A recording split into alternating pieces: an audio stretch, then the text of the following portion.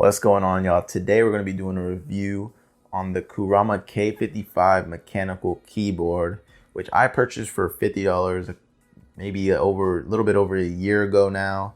And I still feel like it's a viable, popular option. So we're going to go ahead and get into the pros and definitely a couple cons. And maybe hopefully I can help you guys make a decision based on my opinion. So right off the bat, pro number one is obviously the price and the fact that it is a 10 keyless keyboard.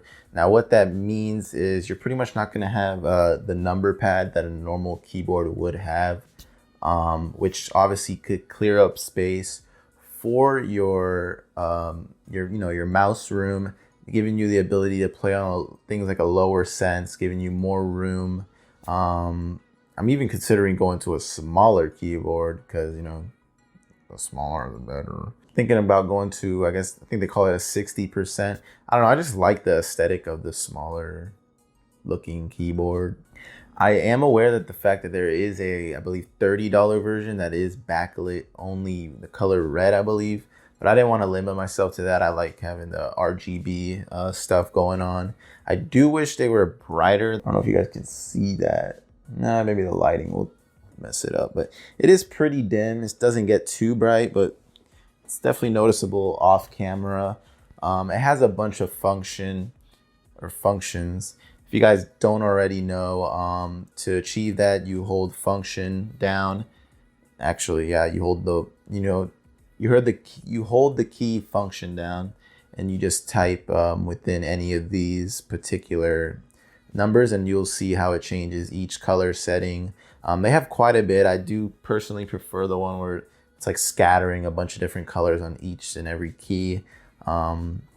Just my personal opinion. And really quick, right before we get off that topic, I feel like a lot of people don't know, but this keyboard does actually have an application. I didn't know this. I think I found that out a couple of months ago. Owning it over a year now, and it's I even went to the official website and that link that they had didn't work. I had to go to a third-party type website and I got it working from there. But I'll quickly show you guys around in the application. You can do things like I believe you can change a key to a different key. So I guess, profile one. If you wanted to change X to something, you can change it to, I don't know, whatever, to a different button for whatever reason you want to do something like that. But that's available. Yeah, I'm just showing you guys, that there is an application for this keyboard, that you can do a couple things, maybe make a certain button a multimedia, whatever you guys want to do. But there is an app. Just wanted to show you guys there because a lot of people don't know that there's an application for this keyboard in particular. So there it is, keyboard. All right, so as you guys can see, it's not really too crazy of an application, pretty simple. I do think the applications that they have, it's not like Logitech where you download one and it's viable for all of their products. There is like a different version for each of their products, which I do believe this company now has a pretty broad array of, keyboards. Another thing that I will say is I'm pretty surprised about the build quality for the price. As you guys see here, it is like a plastic. This thing definitely has some weight to it. It doesn't feel cheap at all. It has like a polished type plastic on the sides.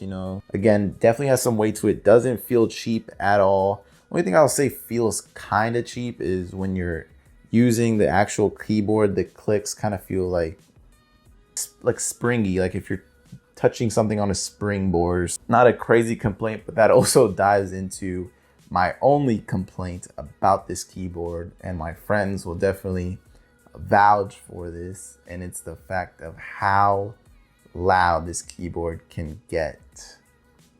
Now I know what you're thinking. I want a mechanical keyboard. A lot of you guys actually like the sound of hearing your keyboard clicks. This one's a little OD. It goes a little off the charts. It definitely, well, here, I want to just show y'all.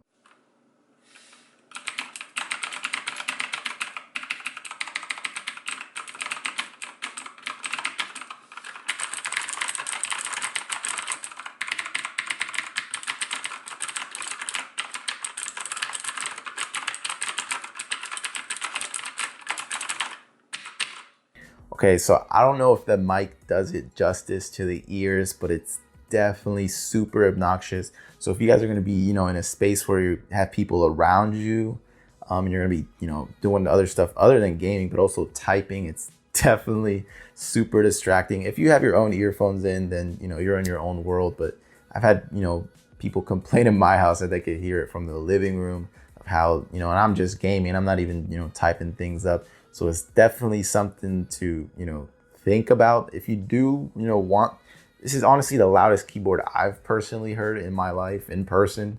So if that's something that you might want, or, you know, to each their own. If you do like that type of clicking loudness, you know, do what you do. You know, I do feel like if you're gonna go into things like streaming, you know, for gaming and stuff, it's definitely something to consider. Your mic probably 100% is gonna pick up the clicks that this thing provides. These things do, I believe, have replica blue switches, so they're not the actual thing. I guess you could say they're not actual blue switches. They are replicas. They feel pretty good. Like I said, it does feel a little springy when you're touching or typing or whatnot, but it does feel good. So for that reason, I think I am gonna be moving into a different keyboard, because I do want to make some gaming content, and that keyboard does get super loud, especially when you're, you know, in your zone and you're tapping away. That thing starts, it goes ham. All right, guys, so that's gonna be pretty much everything. I didn't want to get too technical with the review. For the price, I do believe it's a great deal. If you're especially if you're just starting off, I don't think you can go wrong with this. Like, again, the only thing I would personally consider is how loud it is. In terms of performance, by the way, I'm not the type of guy to tell you, like, I don't know, I guess I can't really tell how much better performance-wise that a certain keyboard is to the other. Maybe because I haven't used a super expensive keyboard yet, but you know, that's just me. So, you know, it responds well, I guess. You know, I haven't had any problems with it. But like I said, the only con I would say is how loud it is. Again, if you like that type of stuff, then it's not a con to you. You know, by all means, go ahead and buy it. But, you know, that would be the only thing I would really consider. Other than that, for the price and the RGB, I do believe it's a great deal. Hopefully I provided you with everything you had a question about or whatnot. If you found this video, you know, somewhat helpful, please leave a like, consider subscribing. And if you guys do, can you hit the bell notification? Because right now I haven't really been, you know, I don't really have a schedule. I'll probably get one running up really soon. But right now I'm just trying to get, you know, content up, you know, to have a little library, like I said in my past videos. So I'm gonna keep on doing that, but I'll probably come up with a schedule really soon. I do have some more stuff coming your way in terms of gaming. I just now upgraded to a 1080, pretty much redoing my whole rig because I'm running off a 1050 Ti and like a super old CPU. So yeah, it's really hard to like record and game at the same time. So I'm, you know, upgrading. I already have the 1080 on the way, getting things slowly. So definitely gonna have some gameplay stuff, you know, just a lot higher quality stuff for you guys. So, all right, so that's pretty much it, guys. Like I said, you know, if you found the video helpful, please consider dropping a like. But yeah, until next time, y'all. Peace.